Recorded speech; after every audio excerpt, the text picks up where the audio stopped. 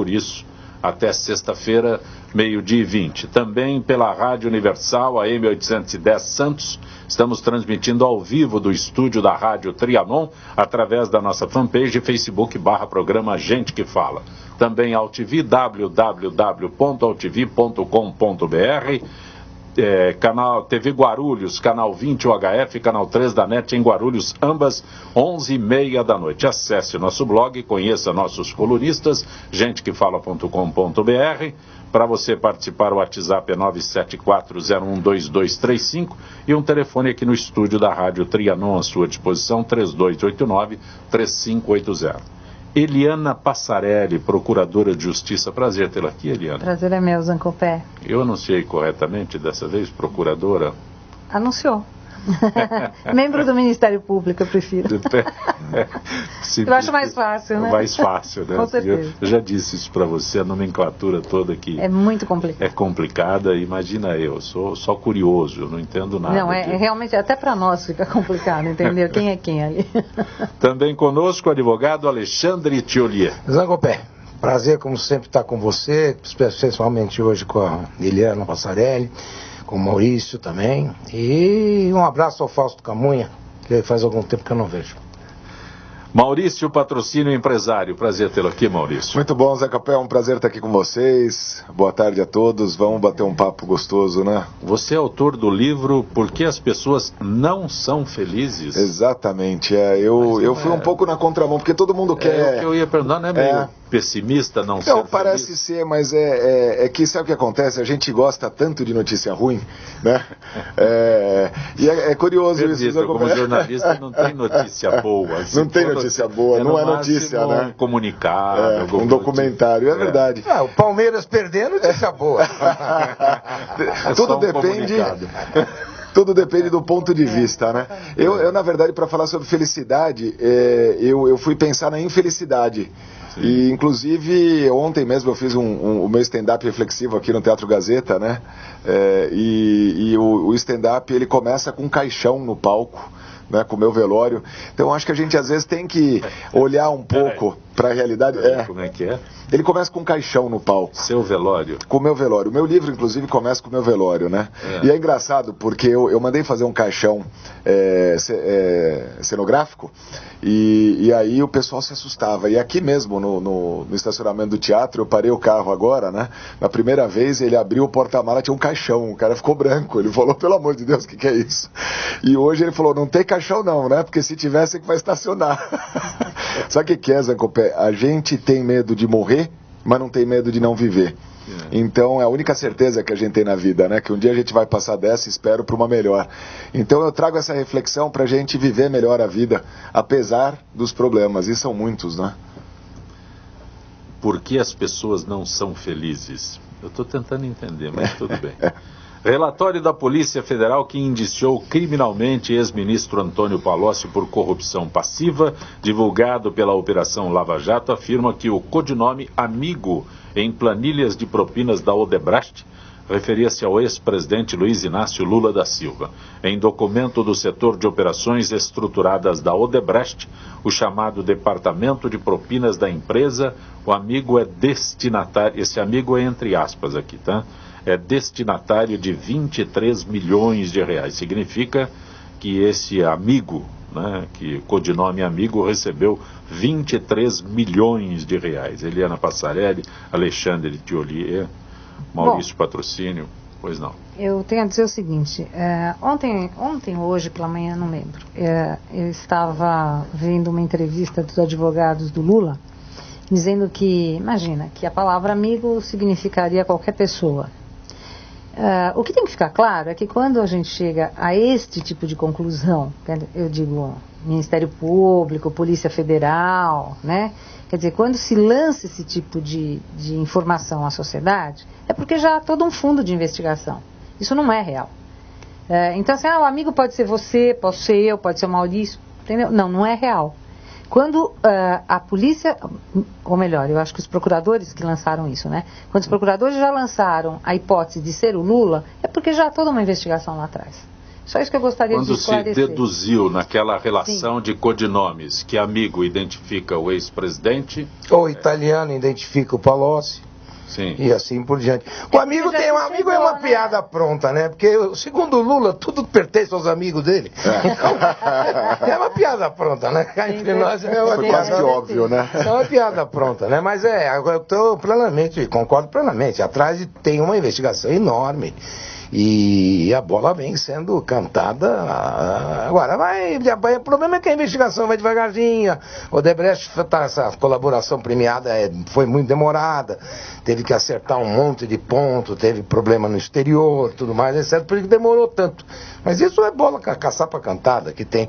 A grande maneira de você receber propina sem ser pego é manter a propina dentro da empresa, a quem você está favorecendo. Você cria ali uma conta de chegada, uma sociedade em comandita ali dentro e acabou.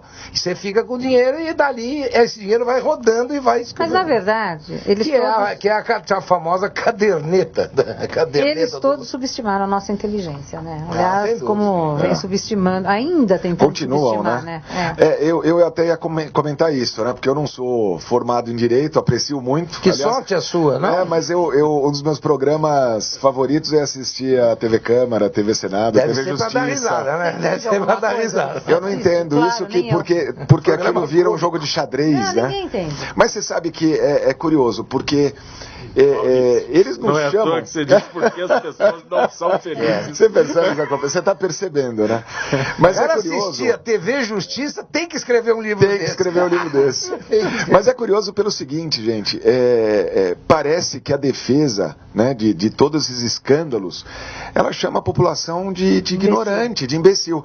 Porque, obviamente, todo mundo tem o direito à defesa, né, e pode fazer... Mas eles repetem a mesma banalidade, sem fundamento nenhum, né, e repetem... Eles não têm alternativa. Não tem alternativa, eles né? precisam defender, porque é o papel do advogado. Então, e isso que eu acho que vale a população abrir os olhos e começar a questionar mais.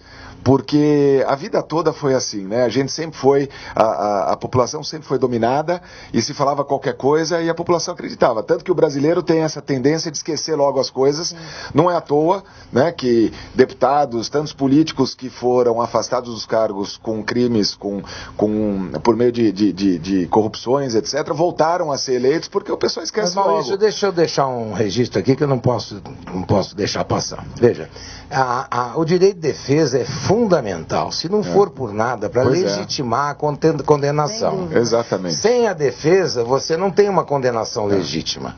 Ainda que, por pior que seja o bandido, por pior que seja ele, é necessária a defesa, se não for por nada, para verificar se as normas estão sendo cumpridas, claro. Então, o que está acontecendo hoje no país, infelizmente, é que estão misturando a figura do acusado com a figura do advogado. Mas eu vou dizer por quê.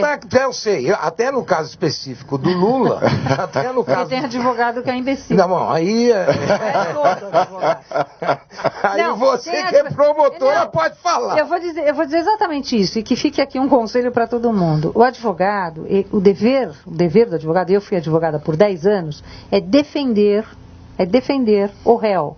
Não pode se misturar como coautor do réu. Sim, mas aí no caso específico que você está dando... Isso tem acontecido muito, né? Não, esse exemplo que ela está pensando, e está pensando evidentemente com uma pessoa que o escritório de advocacia não deveria nem estar defendendo. Pela proximidade. E moral da história, os apartamentos dos filhos do Lula estão no nome dos filhos do advogado. Então, tudo misturado, né? A relação, ela é... compadre, tudo mais. Então, se tivesse na mão de um outro escritório, não teria essa percepção, esse envolvimento. Então há um exagero, efetivamente. Mas, infelizmente, na população criou-se essa questão aí. Né? Nós estamos vivendo um momento muito ruim no Brasil, né? Não, quem é direito, eu sou coxinha, eu sou mortadela, eu sou fluminense, eu sou Flamengo, não tem, sabe, uma coisa assim, uma disputa meia e o mais estranho, banal, né? O mais estranho para mim é que é o pessoal jovem. Eu vejo pessoas jovens adotando posições radicais, seja direita ou eu seja adoro o esquerda? jovem falando da ditadura. É legal, é legal. Como se tivessem passado Não pela sabe, ditadura. e talvez não estudou, né? Mas se Mas bobear vai Eliana- Mas passar. mesmo pelo estudo não Eliana dá. e Não Tiolier, dá, né? vocês que são operadores do direito, eu acho Isso é bonito, fantástico esse isso é termo. bonito, Bonito, né? lindo. Operadores do direito. E o que dizem sempre, até anotei aqui, porque indícios não constituem prova. Esse é o discurso mais frequente, né, para contestar tudo, Não, todas de as fato, acusações. indício não constitui prova. Tá O que é um correto. indício? É um mero pressuposto Mas de uma nesse caso conduta aqui não é um ilícita. indício, quando se pega Sim. lá o nome amigo, Sim, naquela é indício. listagem de códigos lá? Só se tornará prova mediante o princípio do contraditório. Olha lá, Maurício, você que gosta Aí. de direito. O princípio do Eu contraditório. gosto dessas palavras, onde doutora. um acusa formalmente e o outro defende formalmente. Sim. Aí sim, né, a prova será avaliada. E ela é pelo avaliada judiciário, no conjunto da prova. no conjunto da obra, do processo. Do processo todo. A gente, a palavra certa seria no conjunto probatório. Isso. Que é ali dentro do processo. Vocês são operadores. Não sou operador de nada. Não, eu sou advogado. Eu sou Não, advogado. agora eu gosto daquela palavra empoderamento. Agora está todo mundo empoderamento, Todo mundo bonito. deve ver Tanta empoderamento. palavra Empoderamento. bonita, né? Então não, imagine, e é por isso que, exatamente, quando vai para denúncia, você já tem muito mais que indício. O indício normalmente está no inquérito. Quando a promotoria vem com a denúncia, você pode ter certeza que já está carregado. Já passou desse aí. Já passou do indício. Já passou do estágio. Agora, de isso que ela Aí está a falando, prova será discutida. será discutida a prova. Aí, Mas você sabe que deixa eu trazer só o Alexandre, o doutor Alexandre falou que nós estamos Alexandre, vivendo. fala, Alexandre. Obrigado. Assim, os ouvintes podem pensar que eu não sou advogado. Isso é muito. Ele falou que nós estamos vivendo um momento muito ruim, né? Eu vejo de um lado positivo. Eu vejo bem de um lado positivo. Pelo seguinte, no passado, eu tenho 39 anos, vou começar a vida o ano que vem. Né? A gente começa aos 40, né? E eu sempre fui muito observador. Mentira isso. Isso é uma conversa mentira. fiada. Isso é uma conversa, logo Vocês vão dizer que podiam- começa aos acredito. 60. Ah, vão dizer que começa aos 60. A gente fica sempre esperando, né? Não, eu não esqueço o meu período de 25 anos. Essa conversa. Não acredita nessa Não, história de que a vida isso é começa aos uma 40. pegadinha. Mas você sabe que eu gosto é do seguinte, o que eu tenho observado, sempre fui muito observador, desde pequeno, passei por alguns momentos aí, né, de transições e etc. E no passado eu ouvia muito mais aquela questão, sempre foi assim, né? Sempre foi assim, então, e mesmo as pessoas se permitiam pequenos delitos, porque a verdade é a seguinte, por que é que nossos políticos roubam tanto hoje? Porque a gente permitia. E a gente também fazia. Perderam As pessoas. o bom senso. Perderam o bom senso. E como todo Perderam mundo o bom faz, senso todo mundo dos continua velhos fazendo. 10%. Mas você sabe de uma coisa? O problema é que a sociedade, ela mesmo, não tem ética. Você vai ver uma pessoa furando uma fila, isso aí é falta de É falta de. E é Se um você pequeno. reclama, o louco é você. O louco é você. Mal educado Então, é você. A gente fica sem quando jeito, você né, de reclamar. Quando você viaja a países mais desenvolvidos do ponto de vista de civilização mesmo, você começa a perceber que isso tudo, o político é normal. bandido, mas o cara passar Mas a e mão os pequenos? no drops, Exato. levar um drops dentro da padaria, sem pagar, não Estacionar no lugar proibido, sentar no assento de deficiente. Exatamente. Então, eu acho que esse é o ponto, né? Eu trabalho muito com geração Y e eu percebo, né? Apesar de terem alguns malucos, que eu não entendo, né? Eu acho que aí é uma coisa mais psicológica com o pai, com o tio, com a mãe, com algum trauma que ele tem, porque tem coisas que eles falam que não dá para entender. Mas tem um outro segmento dos jovens que eu acho bem interessante e que, aliás, a Lava Jato, todo mundo fala, esses jovens, mas é justamente por serem jovens, tem uma segmentação que já não aceita mais, né? E eu acho que esse é o movimento que a gente tem que se pegar. A gente tem que procurar ser mais ético, mais correto nos nossos pequenos atos e cobrar mais isso. A hora que você vê alguém furando a fila, alguém fazendo alguma coisa errada, porque isso é o que vai transformar a nossa sociedade. E aí deixa de ser, sempre foi assim, né? Mas quando você não, e eu tenho bem esse exemplo por mim, né? Eu sou sempre a radical da turma. Né? Assim, que não admite nada. Eu não admito mesmo, sou radical mesmo. Só que a coisa precisa fluir sem radicalizar. Sem radicalizar. Né? Quer dizer, de uma forma natural. Exato. Mas aí Não, e você Você conviver. está dentro do cinema, no meio da sessão, a pessoa liga o celular. Aí, se eu você brigo. fizer alguma coisa, você é mal educado. Não, eu já briguei uma pessoa uma vez, atendeu o telefone atrás de mim, assistindo o filme, e ficou falando, era uma senhora. Eu levantei, eu falei, a senhora está fazendo exatamente isso que eu estou pensando, né? Eu estou assistindo o filme, o que tem, o que a senhora acredita que a sua ligação é mais importante do que respeitar a todos que estão aqui? E ela continuou, e eu falei, a senhora vai continuar falando isso? Comecei a falar alto. Aí ela desligou o telefone. A maior crise do Brasil, na minha opinião, é ética. Ética, exatamente. É aí que nós temos que bater. Porque, veja, nos pequenos bandido, atos. ladrão, tudo mais isso aí, não tenha dúvida que isso aí vai sempre existir, como existe em todo mundo. A diferença é que no mundo inteiro, por exemplo, um presidente, ou um primeiro-ministro japonês foi pego roubando, ou um ministro, ele vai lá e se mata. Ele se mata, de é uma vergonha da família. Aqui não, aqui, da maneira como existe a nossa lei, o cidadão confessa. Porque colaboração premiada ou delação premiada é confissão de crime. Confissão de crime. Confessa o crime e negocia cumprir 2 anos numa casa de veraneio na praia. Ou como o Severo, passar no seu sítio em Teresópolis. Isso é um tapa na cara da população. Jamais poderia ter sido aceito um negócio dele. Está vindo para cobertura. Vai para cobertura dele. O cidadão tem que pelo menos cumprir 3 anos na cadeia. Pois é. Ou não, então a gente pode dar uma casa da CNHU para ele também. Minha casa, minha vida? Não, minha casa, minha dívida, calma. Para ver o que a população sofre. Né? Eu acho que seria uma boa penalidade, viu? Não, eu acho uma casa do Estado, como seria prisão aberta. Que eles pegassem transporte público, Sim, que eles andassem no centro da cidade à noite ou durante o dia. Eu me lembro quando eu estudei nos Estados Unidos, eu assisti um julgamento bem rapidinho, em que um proprietário de um grande grupo imobiliário desligou o ar-condicionado no inverno, porque os caras não estavam pagando o aluguel e nem a luz. E eu fui assistir o julgamento. Debate, tudo mais, etc. Aí veio o juiz. Condena o senhor a pagar não sei quantos milhões pro cara lá, não me lembro o valor, e também condena o senhor a ficar na sua mansão durante 3 meses sem ar-condicionado quente. E ai do freguês se não cumprir. Porque aí vai pra cadeia e fica não sei quanto tempo. Então lá a coisa é muito efetiva, é muito clara. Eu, por exemplo, esse negócio dessas penas do Severo, do Sérgio Machado, do Severo, eu conheço o local lá em Itapeva. Eu conheço. Aquilo não é um sítio, pô. É uma brincadeira, pô. É uma brincadeira. Me desculpe, o representante do Ministério Público, mas jamais podia ter. Pelo menos passar um pouquinho de tempo na cadeia. Vou defender o Ministério Público. A culpa não é do Ministério Público nem do Judiciário. A culpa é do legislador que legisla para a própria causa, que é essa bandalheira que nós estamos vivendo. Mas podia não ter aceito isso, pô. Podia ter aceito. Em última instância, doutora, a culpa é da população. Que não cobra. Que elege esse que elege e não cobra. Às vezes a gente pergunta para alguém, você lembra qual que é o deputado que você votou, o senador que você votou, o vereador, acabamos de ter eleição, pelo menos em São Paulo. Sim. Bom, vereador foram para todas as cidades.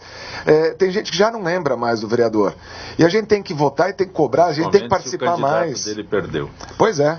Aí é que ele não lembra. Aí é que não Também lembra. Conosco a empresária Selene Ferreira. Prazer tê-la aqui, Selene. Prazer, é uma honra estar aqui com vocês.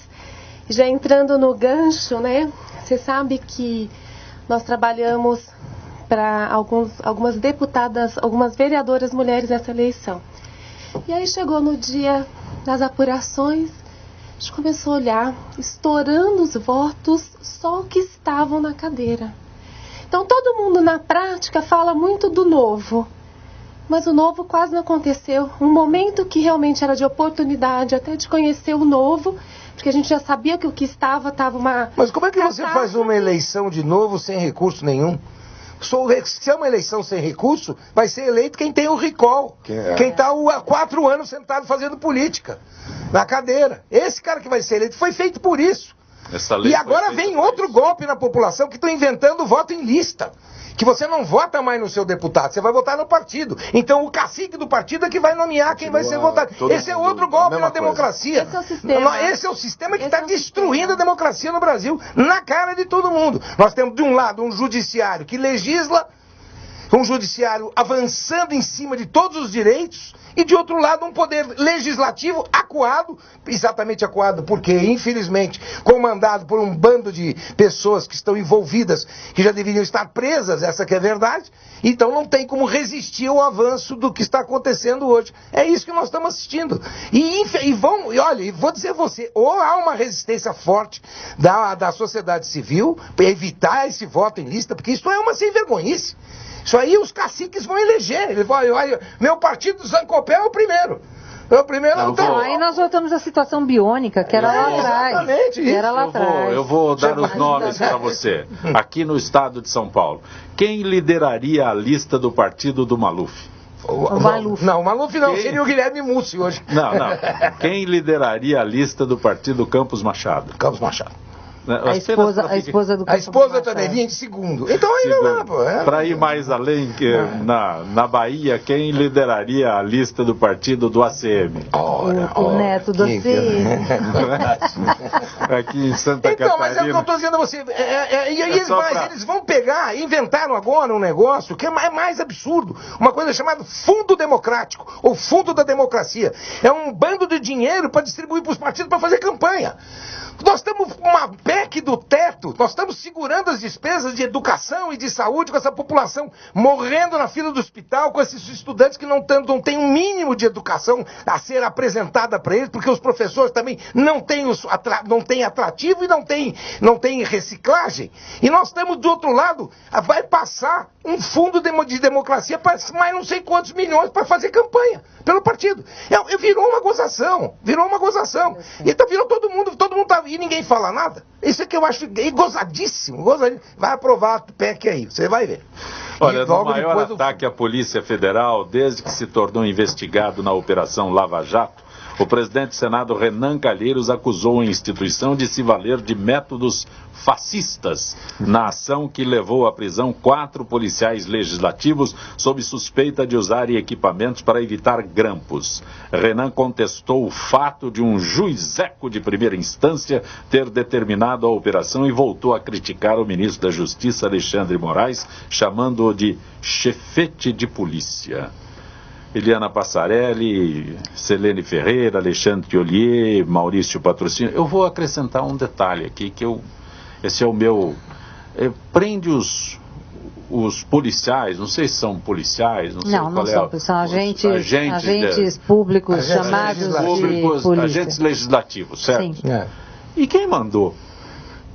Eles cumprem ordem. Então, mas aí tem o pano de fundo aqui é um pouco mais grave. Sim, ótimo. Enquanto nós falamos em chefete, né? Sim. Enquanto nós falamos em juizeco, nós falamos em tiranetes, né? Renan não passa de um tiranete.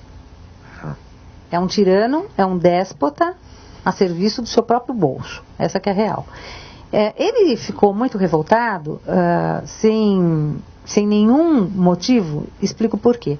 Porque quando a Polícia Federal prende os agentes federais, na verdade ele não está tirando o poder do Senado Federal. Não tem nada a ver com os senadores. A operação não tem nada a ver com a figura dos senadores. Tem a ver com quem trabalha no Senado. É que nem embaixada. Enquanto a figura do embaixador não está dentro da embaixada, a embaixada não é território estrangeiro.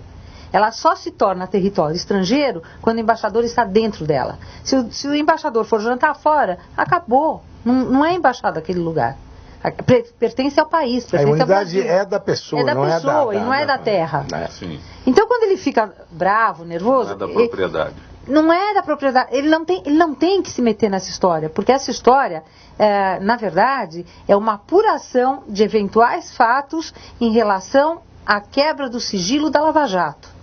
Que tem a ver sim com a Polícia Federal e que tem a ver sim com o juiz Sérgio Moro. O que eu acho aqui é o seguinte, que ele primeiro um presidente de poder, que ele é presidente do Congresso Nacional, não pode usar expresso, na linha de sucessão. não pode usar esse tipo É o segundo vice-presidente, para ser mais, tá bom, mais simples. Ué, não, você está falando chefe de um poder? Mas ele é chefe do poder legislativo, ele é chefe do Congresso. Sim. Não pode usar a expressão juizeco, chefe de polícia, ele tem um cargo.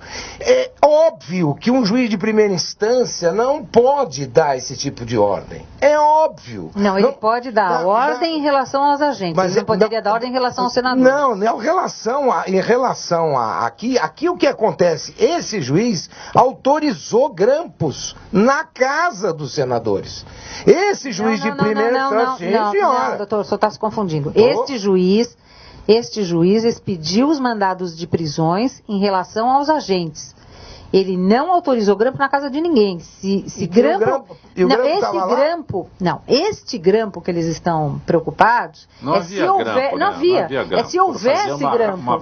Eles foram fazer uma varredura interna, como se nós do Ministério Público pedíssemos a alguém que fosse ao Ministério Público ver se nós estamos grampeados. É a mesma coisa. Não houve grampo de primeira instância para casa de senador nenhum. O que eu entendi é que tinha grampo na casa A questão, eu acho que até outra, né? Eu acho que a preocupação é aí, eles tentando de alguma forma se prevalecer através desses policiais. Eles usaram os policiais porque eles não queriam o grampo da Lava Jato, isso é fato. É que assim, cada um aí tá vendo o seu interesse próprio. Mas não havia grampo. Né? Sim. Cada um, não havia o grampo, mas é uma varredura para ver se tinha. Então, mas então qual é o problema da varredura? Eu não entendo. Então, não há problema algum. O problema não é nem com ele. O problema não é nem com ele. Por isso tem alguma coisa errada. O cara foi preso por quê? Por que ele foi preso? Porque ele fez uma varredura? Ele estava querendo obstruir, não é isso? Ele estava querendo evitar os grampos. Uma ordem. E aí onde percebe? A ordem do Renan. Mas a ordem. Mas veja, se ele está procurando, eu não entendo essa história do juiz agora. Agora eu não entendo. Se eu estou procurando fazer uma varredura, eu não estou praticando crime algum. Não, porque o que eles estão procurando, não estão procurando grampos autorizados pela justiça. Eles estão procurando grampos de terceiros, ilegais, que têm interesse e muito interesse. Eu vou te lembrar só uma coisa. E a conversa do senador Renan Calheiros, eu não lembro com quem que foi gravada com o próprio delator, eu não lembro o nome dele. Foi o Sérgio Machado. Pois é, ele tem razão de pedir varredura em tudo quanto é lugar. Com toda razão. Agora, a verdade, eles estão... Cada um tem o seu interesse, né? Ali todos citados têm algum tipo de interesse. Esse é o segundo problema que eu ia dizer. Imagino. Esse é o segundo problema que eu ia dizer. Infelizmente, o Poder Legislativo, é comandado no presente momento com uma pessoa que não tem a menor condição de estar ali. Exato. Não tem habilidade, inclusive política. Além da habilidade, ele não pode estar, ele tem 15 inquéritos abertos, coisas cabeluda, quer dizer, é a mesma coisa que tinha existido com o Eduardo Cunha. Mas você sabe o que eu percebo? Eu imagino como é que está sendo a vida dele, porque esse povo nadou em Oceano Azul a vida toda, né? E agora, quando você vê pessoas desesperadas fazem coisas desesperadas, né? Um presidente do Senado falar uma linguagem chula, né? Você falou bem, é o terceiro na sucessão do presidente. Então, o segundo, né? O terceiro é da Câmara. O segundo vice-presidente. Segundo vice-presidente. Pelo amor de Deus, ele usar um termo desse mostra o desespero. E isso me faz feliz. Eu vou falar uma coisa. Porque, sinceramente... O caráter. O caráter e o desespero. Porque até então... Quando você olha 800 vezes antes de falar. Pode ter certeza.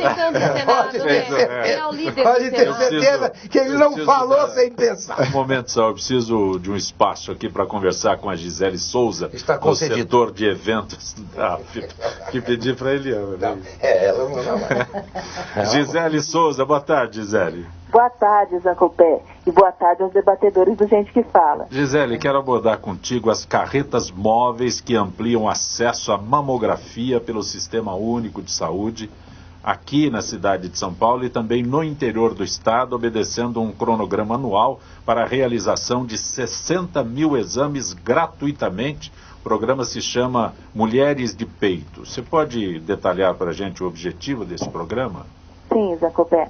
O objetivo é fazer um rastreamento e monitoramento constante em mulheres que estão com idades entre 50 e 69 anos, visando a detecção precoce de tumores malignos, inclusive na fase em que a mulher ainda não apresenta nenhum sintoma. Gisele, mas com esses exames, a Secretaria de Estado da Saúde já possui alguma estatística que aponte as causas? O que se sabe, Zancopé, é que a doença é multifatorial e depende de uma complexa combinação de fatores. A idade é o principal fator de risco e aumenta a partir dos 35 anos em alguns grupos. Mulheres que têm entre 50 e 69 anos são as mais propensas. Por isso, as políticas de rastreamento, baseadas na recomendação da Organização Mundial de Saúde, são prioritariamente focadas nessa faixa etária. Bom, Gisele, você citou um programa para mulheres com idades entre 50 e 69 anos, depois fez referência a risco já a partir de 35 anos para alguns grupos. Mulheres fora dessa faixa etária, 50 a 69 anos, também podem realizar exames nas carretas móveis? Sim, Zancopé. Apenas deverão apresentar solicitação médica, que pode ser emitida tanto pela rede pública quanto pela particular. Importante buscar orientação, pois o exame deve ser realizado preferencialmente no mês de aniversário da mulher. Existe um horário para atendimento? Em quanto tempo a mulher sai com o resultado? As unidades móveis de mamografia contam com uma equipe multidisciplinar, composta por técnico de radiologia, auxiliares de enfermagem, e funcionários administrativos e um médico especialista em ultrassonografia. As mulheres são atendidas de segunda a sexta-feira, das 9 horas às 20 horas, e aos sábados, das 9 horas às 13 horas. As imagens captadas pelos mamógrafos são encaminhadas para o Serviço Estadual de Diagnóstico por imagem. O resultado sai em até 48 horas.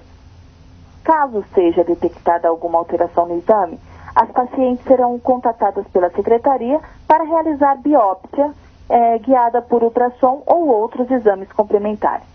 Havendo sinal de câncer maligno, a mulher será encaminhada imediatamente a um serviço de referência do SUS para fazer o tratamento.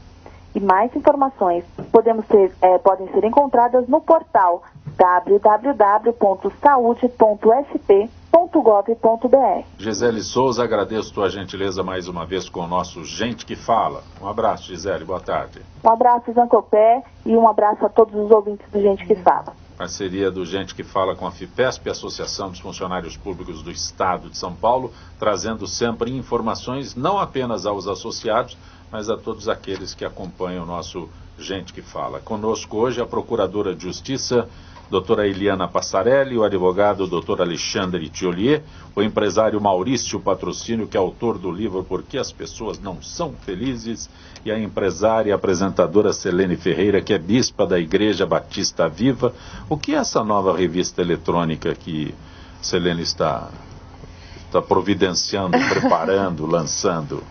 Essa revista ela foi pensada na mulher, e uma mulher de 30, 40, 50, sem limite.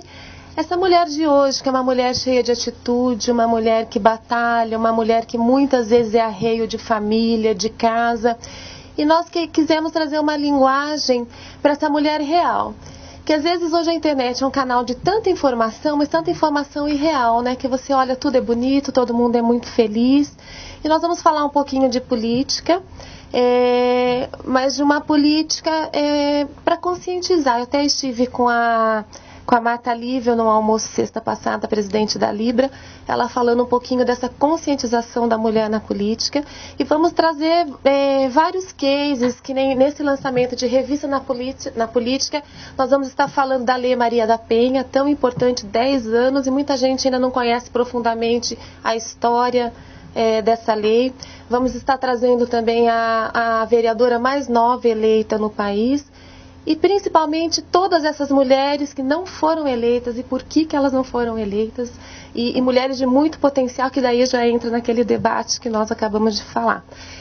Vamos falar sobre as mulheres empreendedoras, cases não de mulheres que hoje já têm muito sucesso, mas essas mulheres, nós temos cases assim incríveis de mulheres empreendedoras que eram uma manicure e hoje elas vão fazer à mão na casa da sua cliente de carro zero, casa própria, sustentam 4 ou 5 filhos e tem um ganho aí muito maior até que um executivo, acredite se quiser. Nós temos cases assim fantásticos dessas mulheres muito batalhadoras.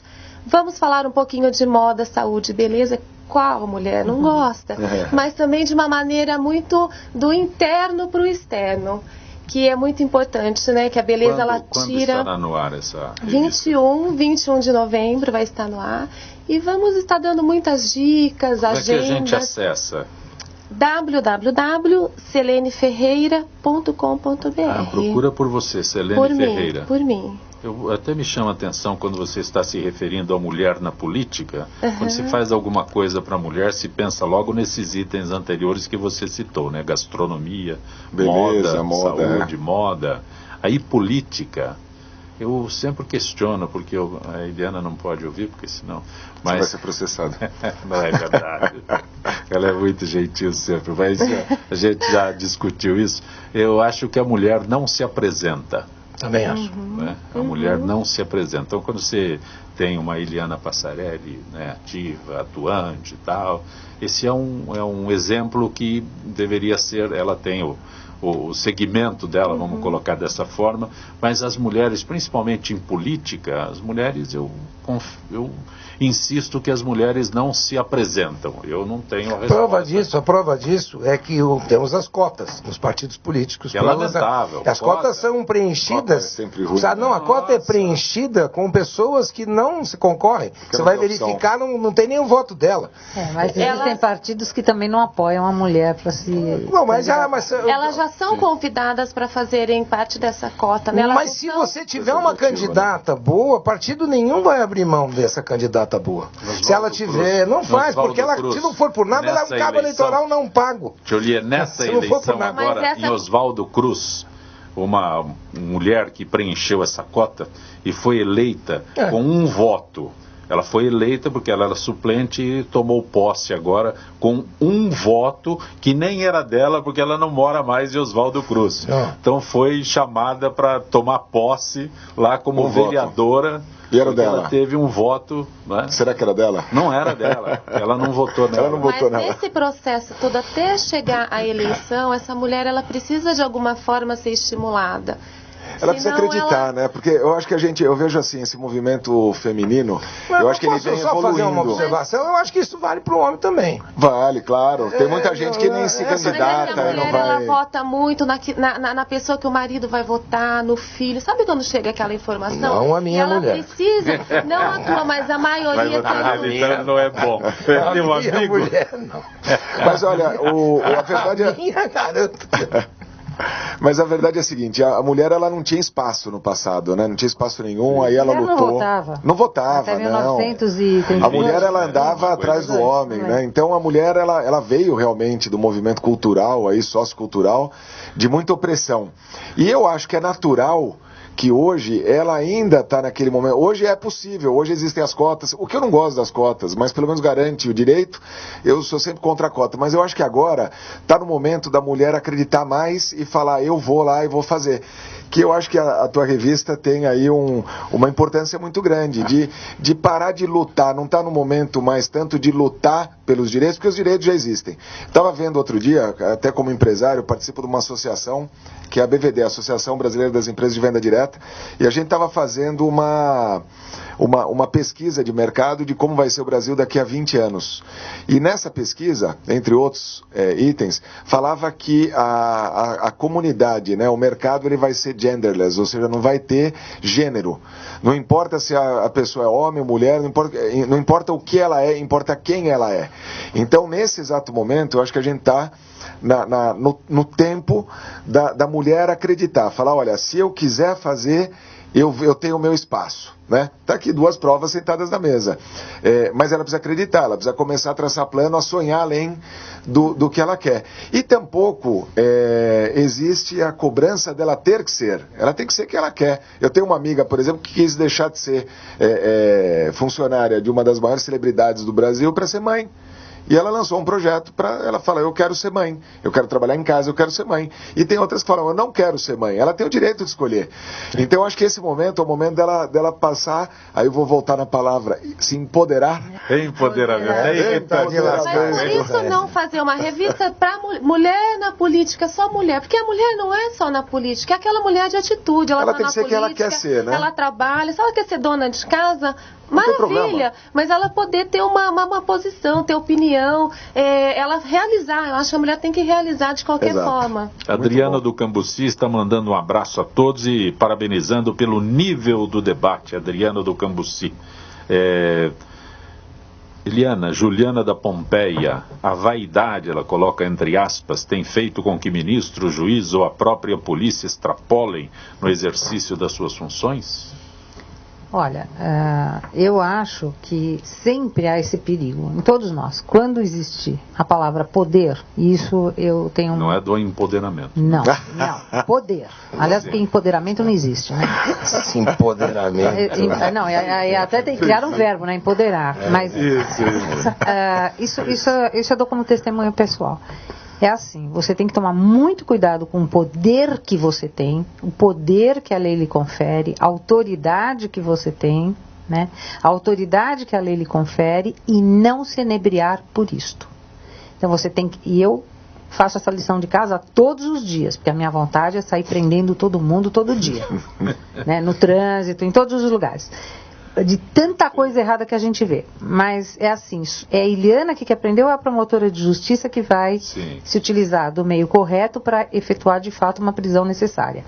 Então, isto existe em todas as carreiras. Hoje há um exagero violento com relação a isso. Agora, cidadão abre a geladeira à noite e já sai dando entrevista. Eu acho o seguinte, e agora eu vou defender o meu lado. Perfeito. Eu acho que tem que dar entrevista sim, porque a população que paga o nosso salário e a população tem que saber o que está acontecendo. Não, eu estou de acordo que dê entrevista. Quem? Eu acho que o promotor de primeira instância, até o procurador de justiça, tem que dar entrevista, tem que dar conta dos seus atos publicamente do que ele faz no processo. Não, o promotor eu estou plenamente de acordo. Eu estou contra o juiz da entrevista. Eu tô falando Aliás, é proibido na lei orgânica. Eu estou falando do juiz. Eu só queria dizer mais uma coisinha em relação a isso. Muito sério essa história do poder, se não for bem alinhavado, se não for bem tratado. E aqui existe uma coisa muito também séria que as pessoas não estão se dando conta, que é um projeto de lei que está no Congresso e que o Renan quer tocar a todo vapor, que é a lei do abuso de autoridade. Né? É absurdo isso. Realmente absurdo. É necessário que se conscientize a população, porque vão engessar o nosso trabalho, tanto o Ministério Público quanto a magistratura. Eu acho que, veja, eu vou discordar um pouquinho da Eliana, até porque é o seguinte, eu sou totalmente favorável à lei para prender corrupto no máximo. E agora, acho que a lei de abuso de poder, que já existe, ela precisa ser aprimorada, porque é uma lei antiga. Evidentemente, existe nesta lei, que está com o Renan lá, artigos que não podem sequer ser imaginados. Mas a lei... O problema é a lei tem que ser aprimorada. Cercear o direito de imprensa. Não, isso não existe. Mas que a lei atual pode ser aprimorada, pode. E não tenho dúvida sobre isso, mas o problema é o momento... Hoje, benefício próprio, verdade. Eu não sei se o Congresso, se o Senado e a Câmara estariam votando todos em benefício próprio. Porque se você admitir isso para esta lei, você vai admitir para todas. Entendeu? Existe abuso de autoridade mesmo. Existe abuso de autoridade. Não, sem dúvida, existe abuso de autoridade. Mas do jeito que está colocado o projeto, é muito grave e muito sério. Da mesma forma como vai cortar até o direito. Da mesma forma como você tem aquele projeto que apresenta não sei quantos casos, quantos itens para prender, para a promotoria lá, que tem não sei quantos milhões de assinaturas, você tem um item lá que é inaceitável. É a prova ilícita ser considerada lícita. Então, por isso que eu estou dizendo a você que esse projeto que está lá, a lei de abuso de poder tem que ser aprimorada, porque ela é muito antiga. Agora, não necessariamente não é esse projeto. Mas será que é a prioridade hoje? Será que essa é a prioridade? Claro abuso que não. De poder abuso de poder é prioridade sempre. Não, isso porque quem sofre o abuso de poder normalmente são os advogados. Sim, mas eu não sei então você está legislando em causa própria. Não, estou legislando em causa do meu cliente. Hoje, Alexandre, hoje eu não vejo abuso. Hoje eu sinceramente não vejo abuso. Não, você quer caminhar comigo pelo fora, eu te mostro. Tudo bem, mas eu digo, não acho que é a grande urgência. Eu não deixo você ver o processo. Eu não acho que é uma grande urgência. A questão é a seguinte, tem uma coisa que eu me questiono, porque eu entendo o teu ponto e sem dúvida tem o que melhorar, sem dúvida existe abuso de poder. Agora, que democracia é essa? Porque aí a gente vê o legislativo, de novo, né, legislando em causa própria. Sem dúvida. Absolutamente, eu como leigo, eu percebo isso nitidamente. E aí, na hora que vai para votação, que democracia é essa? Porque ali é tudo voto marcado, por mais que tenha alguns que sejam contra. E isso você tem alguma alternativa para isso? Olha, eu acho que eu tenho. Fecha o Congresso, eu tenho uma. fecha o Congresso. Eu tenho. Não. Eu não tenho nenhuma. Eu não tenho nenhuma alternativa. De lá pra fora, eu não tenho nenhuma alternativa simplista. A minha alternativa é que a gente, como cidadão, a gente tem que ir mais pra rua, a gente tem que debater mais, a gente tem que cobrar mais. O brasileiro tem que deixar de ser passivo. Mas a lei que está lá vai ser votada agora.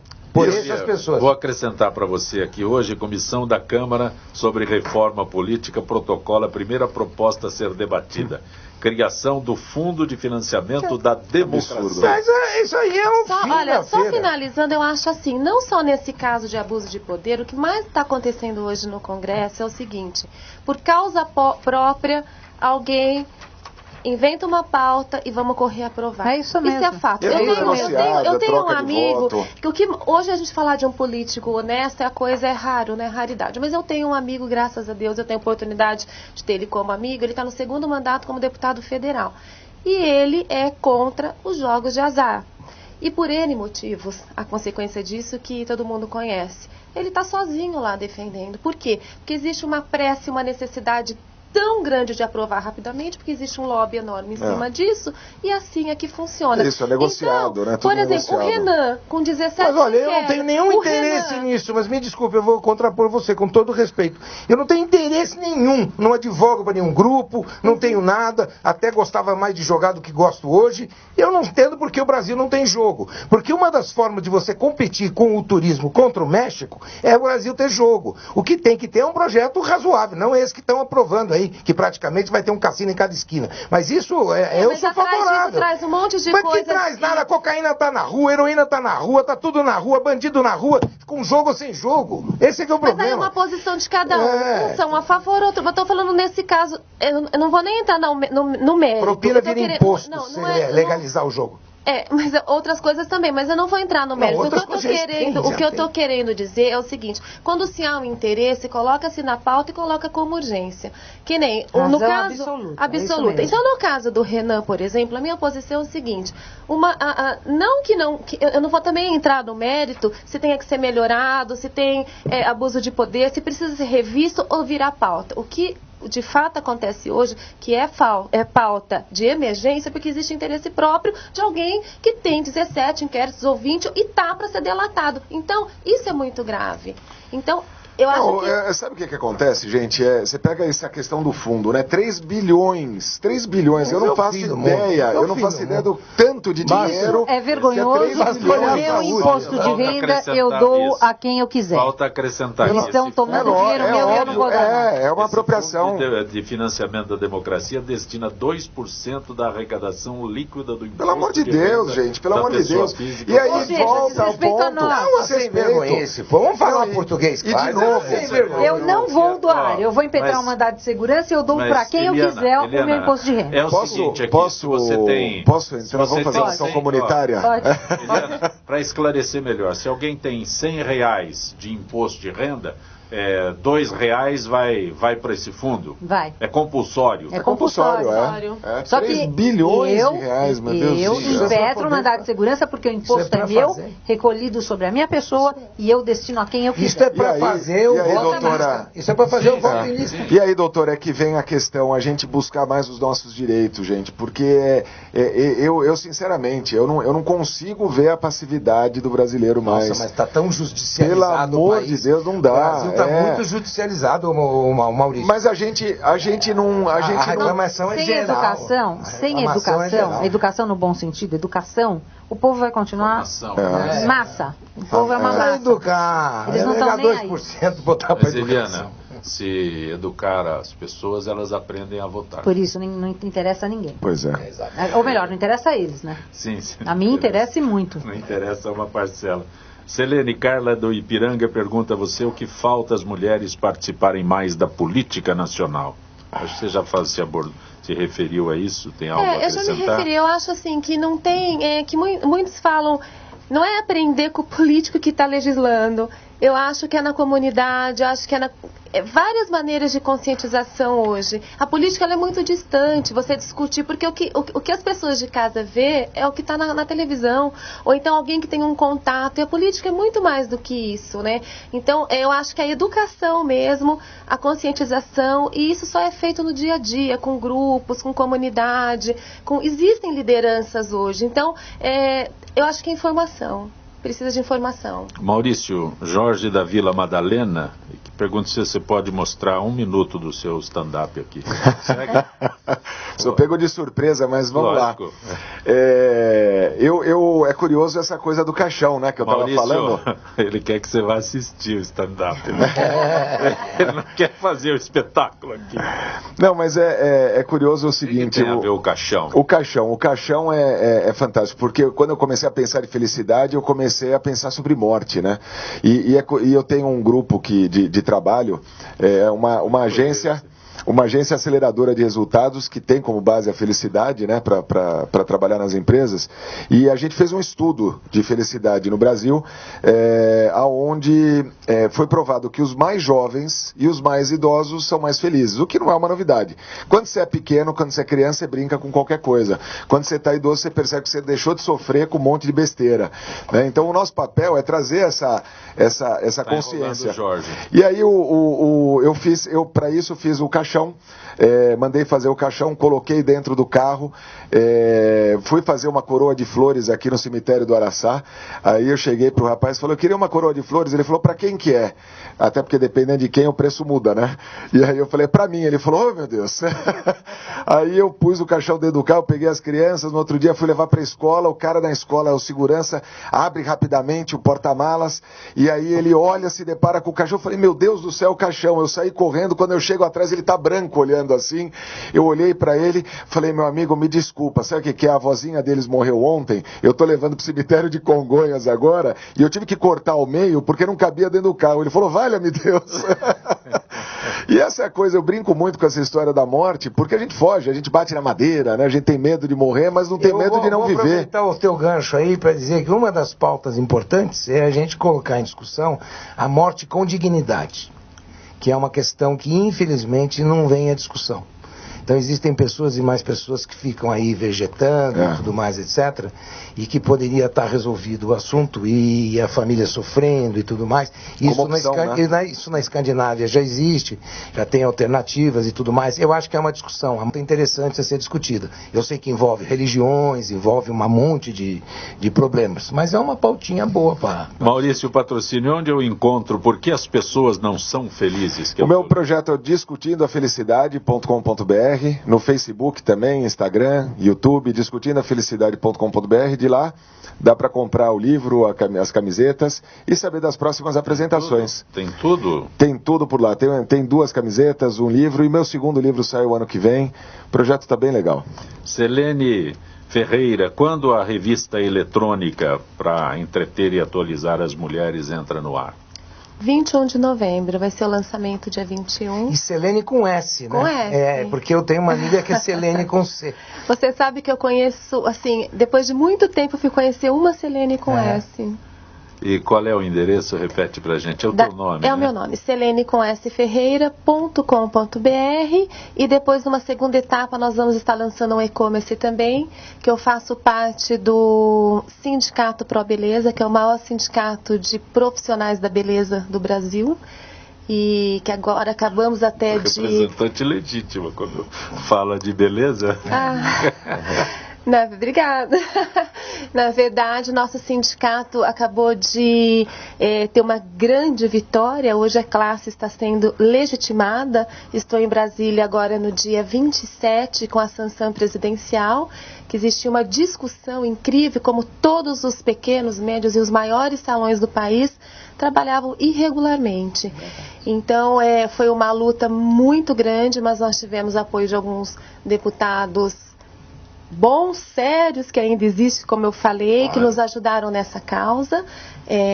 E agora, dia 27, é projeto de lei, acabou. Chegou no salão. Se não for CLT, que é cabe a uma recepcionista, a um manobrista, ele é um profissional de beleza, ele tem que ter contrato, tem que estar homologado no sindicato, tem que pagar imposto e fazer tudo certinho quando manda figurino. Então, eu estou muito feliz. Só torço para não aumentarem o preço. Para poder pagar tudo isso. Não. Empregado, registrado, vale por dois. O empregado agora ele vai entender. Agradeço ao Maurício Patrocínio. Eliana Passarelli, bom tê-la aqui sempre. Obrigada. Você enfrenta o trânsito para vir para cá. Fiquei 2 horas e meia, mas cheguei, né? Mas super obrigada. Eu que fico muito feliz de estar aqui com vocês sempre. Olha. Doutor Alexandre Piolier, desde que foi atropelado na Paulista por um boi, faz restrições a vir aqui. Tinha escritório de advocacia aqui, eu aguentei tudo, até ser atropelado por um boi. Mas eu queria agradecer mais uma vez a participação aqui no seu programa e me colocar sempre à disposição. Um beijão e um grande abraço para o Fausto Camunha. Gente que fala tem a direção-geral do jornalista Fausto Camunha, a diretora de produção Zenilda Salvato, redação Pedro Esquiavon, produção cultural Ricardo Godoy, na rádio Trianon, Benê, Cléo Rodrigues, Neildo Neres, Ricardo Valim, na direção da TV Guarulhos, Fernando Mauro, na direção da UTV Alberto Luchetti, na técnica James Eduardo, Paulo Afonso e Iago Matsumoto. Estaremos de volta amanhã, meio-dia. Gratos, boa tarde, até lá.